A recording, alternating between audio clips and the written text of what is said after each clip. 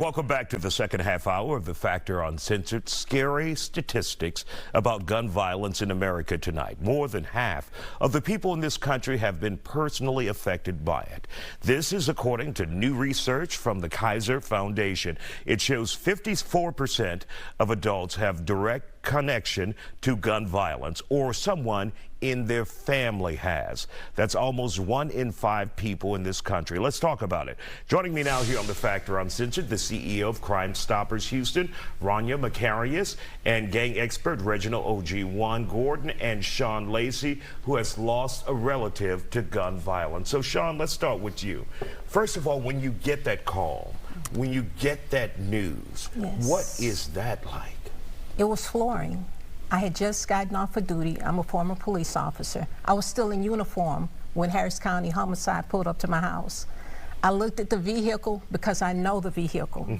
I looked at the vehicle and I said, no, not me. I'm thinking, because I saw them when they got out the car to verify the address, because they called, but at the same time, as they pulled up to my house, Houston Forensics was calling. At that time, it was call ID, so I could see the number on the call ID. They pulled up to my house. I'm praying it's not my house, and it was. And the two of them walked to my door. What is that like walk like for you, waiting for them to get there to hear what they have to say? Oh my God. It took, I'm shaking right now. It took my total life away, because it's my baby brother, and he was like my first son, my first kid. So it was devastating. I have never in my life had that type of pain, and it traumatized me for a long time. And Rania, when people get this kind of, and we see it on the news, we report it, but we don't know the impact at that home, and the long-lasting impact for the victims and their families. You know, we see it every day at Crime Stoppers of Houston, and, you know, one case particularly impacts me because the mom whose daughter was killed said it so well. She said, you know, we're serving a life sentence. We're serving a life sentence of the loss of our loved ones. Gun violence is it's a major problem in this country, and we know that to date we're 100 days into the year. Looking at the numbers, we've had 15 mass shootings. We've lost 11,500 people to gun violence. That includes suicide numbers. 398 of those teens and 78 of those children. Those are lives lost. Those are families impacted. Those are communities who will never be the same.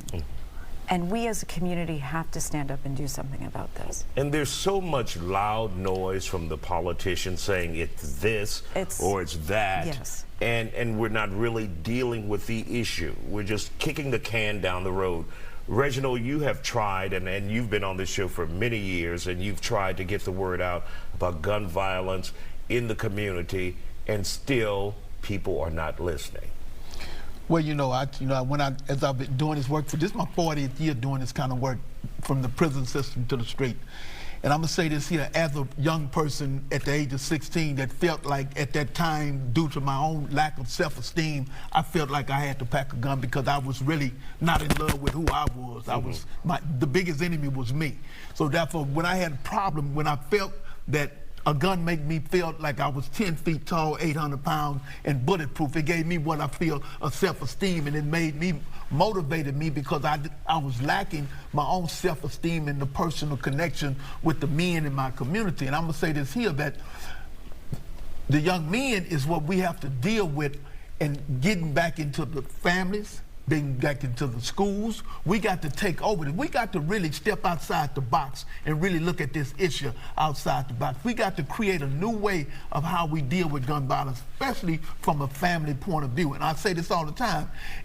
We always say it takes a village to raise a family. It takes a village to raise a community now. And it also says, what I tell people, if we don't take care of our children will burn it down just to feel the warmth. We have to embrace our children now. Men have to come outside of the buildings where they're at and get back on the street.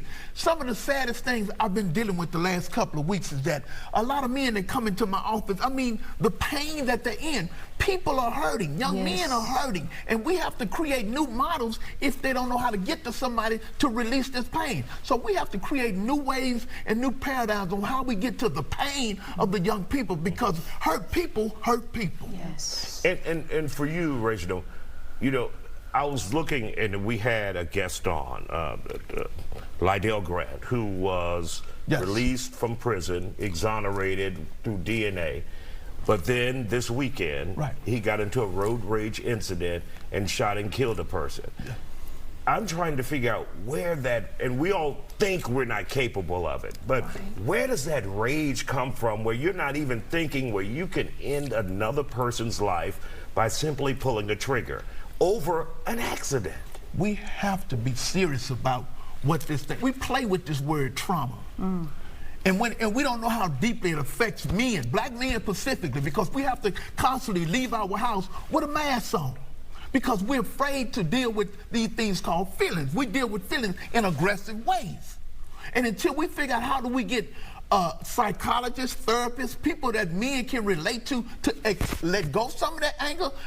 I heard one of his family members said that he haven't been right since he come home. But nobody that he can recommend them to he can feel comfortable with, he can feel safe with, to open up, to be vulnerable with on what he's going through. We have to find men that we can open up to so we can get some of this pain and anger and aggressive off of us. And Rania, before we let you go, do you think that's a factor where we need to deal with this psychologically as well in our communities? Absolutely, and I think that's one of the big missing components. Is we all talk about mental health. It's now a buzzword, or two buzzwords, but we've got to actually provide tools and mechanisms and methods. We've got to layer our communities with avenues for people to get help. And I just want to add, the community engagement is the most important missing tool. You mentioned politicians, so critically important. Of course, we're thankful for everyone who serves, but this issue is going to be solved at the dinner tables of families across America, at the heart level.